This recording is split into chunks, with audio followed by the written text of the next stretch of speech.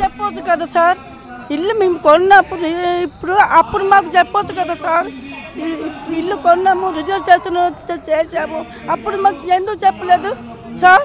మరి ఇది ఇప్పుడు ఎందుకు వస్తున్నారు? కొట్టేస్తామా అనుకుని అంటున్నారు, మాట్లాడుతున్నారు. అయితే మేము ఇప్పుడు మరి పిల్లలకి పట్టుకుని మేము ఎక్కడికి వెళ్తాము చెప్పండి సార్? చిన్న చిన్న పిల్లలు పట్టుకుని మేము అక్కడికి వెళ్తాము, మాకు ఇల్లు గట్రా మరి ఏంటి లేవు. 5 సంవత్సరం అయినా ఇప్పుడు వచ్చి ఉన్నాము సార్.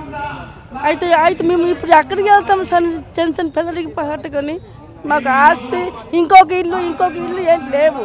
ఉండేది ఆ ఒక్క ఇల్లే. ఆ ఒక్క ఇల్లు ఎంత కష్టపడి సార్ అది కట్టాము. మరి ఆ ఇల్లు మీరు కొట్టేస్తే మేము ఎట్లా అయిపోతాం చెప్పండి సార్? మరి ఎలాగైనా ఆ ఇల్లు కొట్టేస్తే మాత్రం మేము ఫ్యామిలీ మొత్తం చచ్చిపోతాం సార్, రోడ్డు మీద పడిపోతాం. ఈ 5 రోజులు ఏంది, తిండి లేదు, నిద్ర లేదు, గుండె కొట్టుకుంటుంది. ఎప్పుడు ఏంటి అవుతుందో, ఎక్కడికి వెళ్తాము అనుకోని టెన్షన్ అయిపోతున్నాం. తిండి లేదు, నిద్ర లేదు, పిల్లలు అందరూ పిచ్చి అయిపోతున్నాం సార్. ఇల్లు కొట్టేస్తే సార్ అందరూ చచ్చిపోతాం సార్, ఉండలేము మేము. మాకు భూమి గట్రా ఎట్లేము, ఆ ఉండేది ఒక్క ఇల్లే. ఆ ఒక్క ఇల్లు మీరు ఎలా చేస్తే మేము ఎట్లాగే ఉంటాం సార్ చెప్పండి సార్? ఇదని అప్పుడు వస్తుంటే మేము అది అప్పు చేసుకుని అది కొనుక్కుపోయినాము. ఇల్లు మేము కొన్నప్పుడు మీరు ఎలాగ అన్నుంటే ఆ ఇల్లు మేము కొనుక్కుపోయినాం సార్ చెప్పండి సార్? అప్పులు చేసుకొని లోన్ పెట్టుకొని ఇల్లు కొంటే మీరు ఇప్పుడు కొట్టేస్తామంటే మేము పిల్లలు పట్టుకుని ఎక్కడికి వెళ్తాం సార్? అందరూ మేము చచ్చిపోవాలా చెప్పండి? ఇల్లు కొట్టేస్తే మాత్రం మేము ఎవరు బతకము, చచ్చిపోతాం తెలుసు సార్. అదని చెప్పింది. ఎక్కడో మీరేం డెవలప్మెంట్ చేయండి కానీ నది మాత్రం ఇప్పుడు రాకండి.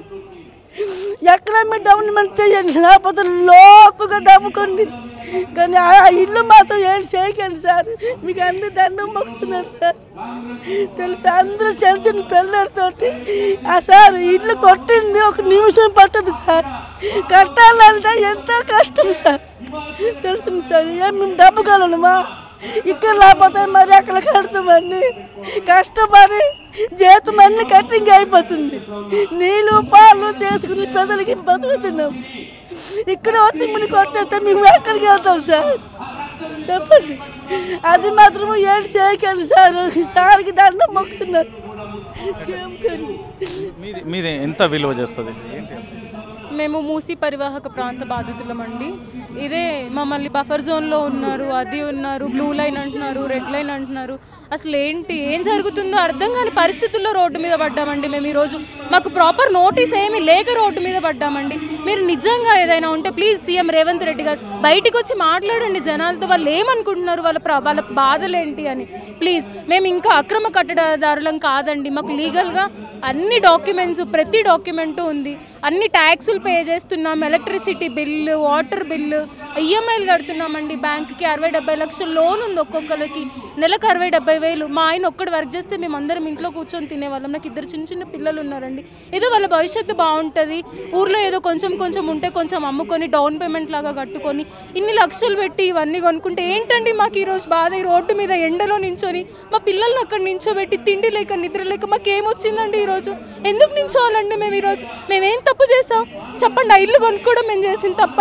మీరు ముందు చెప్పాలండి, ఇది ఈ జోన్లో ఉంది మీరు కొనుక్కోకండి. అదే రిజిస్టర్ గారు ఆ రోజు రిజిస్ట్రేషన్ చేయకపోతే మేము ఎందుకు కొనుక్కుంటామండి ఇక్కడికి వచ్చి? మాకేమైనా డబ్బులు ఎక్కువైనా? మాకు ఉన్నది ఒకటే ఇల్లు, మాకు అది ఇల్లు కాదండి, మా కళ, మా జీవితం అది. ప్లీజ్ మా ఇల్లు, మాకు ఆ డబుల్ బెడ్రూములు కానీ ఏమంటారు ఆ డబ్బులు కానీ మాకు ఏవి వద్దండి.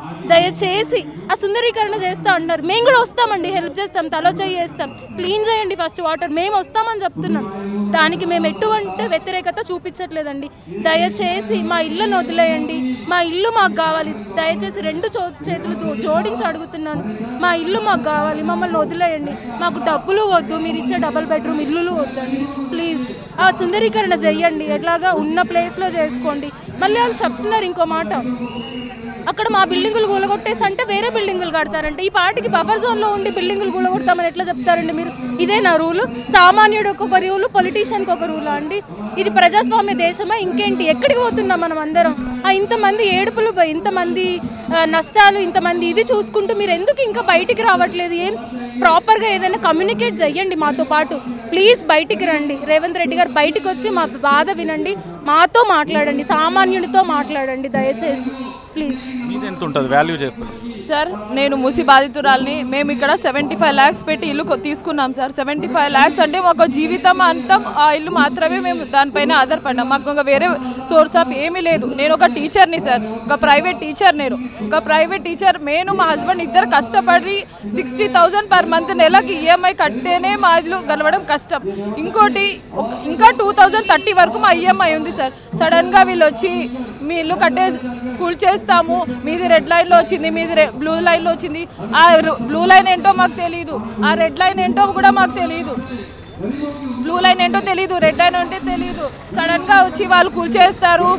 మీది మీ ఇల్లు కాదు, రాత్రి మీరు ఖాళీ చేయాలంటే మేము ఎక్కడ వెళ్ళాలి సార్?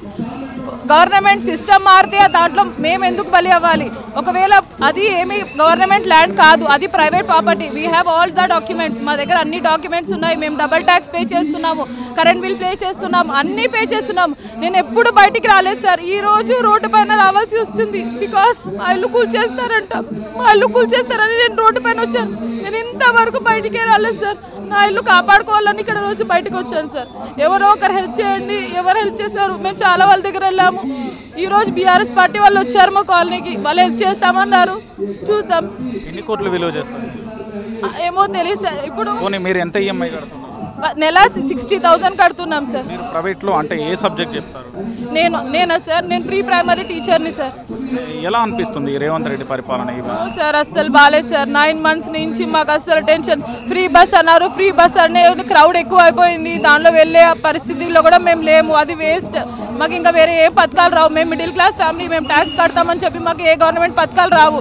మాకు కరెంట్ ప్రాపర్గా ఉండేది ఎక్స్పెక్ట్ చేస్తాము, అది కూడా లేదు. ఇప్పుడు సడన్గా వచ్చి మీ ఇల్లు వెళ్ళిపోతుందంటే ఆ ఇల్లు కూడా తీసేసుకుంటున్నాడు. We didn't expect this government as he is taking our homes. Thank you, sir.